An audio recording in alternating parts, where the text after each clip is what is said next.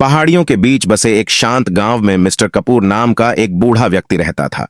उसका अनुभवी चेहरा बीते वर्षों की कहानियां बयां कर रहा था और उसकी आंखें उस ज्ञान से चमक रही थीं जो केवल समय ही प्रदान कर सकता है।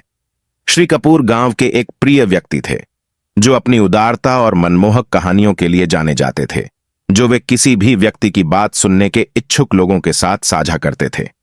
हर शाम बच्चे उसके चारों ओर इकट्ठा होते थे, जो बीते दिनों की दुनिया में जाने के लिए उत्सुक होते थे। उनकी सबसे पसंदीदा कहानी एक खोए हुए प्यार के बारे में थी। अपनी युवावस्था में श्री कपूर की मुलाकात अपने जीवन के प्यार मीरा से हुई थी। किस्मत ने उन्हें अलग कर दिया था, लेकिन उसकी याद उनके दिल में बसी हुई थी। उन्होंने उनकी चोरी हुई नजरों, गुप्त मुलाकातों और प्राचीन बरगद के पेड़ के नीचे किए गए वादों के बारे में बात की। जब भी श्री कपूर मीरा के बारे में बात करते थे तो गांव के बच्चे उस रोमांटिक गाथा से मंत्रमुग्ध हो जाते थे जो हर बार सामने आती थी। जैसे जैसे साल बीतते गए, श्री कपूर जीवन के सबक का भंडार बन गए। उन्होंने तूफानों का सामना किया, नुकसान का सामना किया और अपने रास्ते में आने वाली खुशियों को गले लगाया। उनके झुर्रीदार हाथ कड़ी मेहनत, लचीलेपन और अच्छे जीवन की कहानी बताते हैं।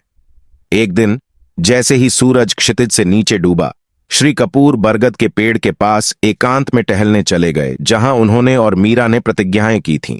वहां फीकी रोशनी के नीचे उसे एक हल्की हवा का झोंका महसूस हुआ जो अतीत की फुसफुसाहट लिए हुए लग रहा था। उस पल में उसने अपनी आंखें बंद कर लीं और मुस्कुराया। यादों की टेपेस्ट्री के लिए आभारी हुआ जिसने उसके जीवन के कैनवास को सजाया। जब श्री कपूर का निधन हुआ तो गांव में शोक छा गया, लेकिन उनकी विरासत उनके द्वारा साझा की गई कहानियों और उनके द्वारा दिए गए शाश्वत पाठों के माध्यम से कायम रही।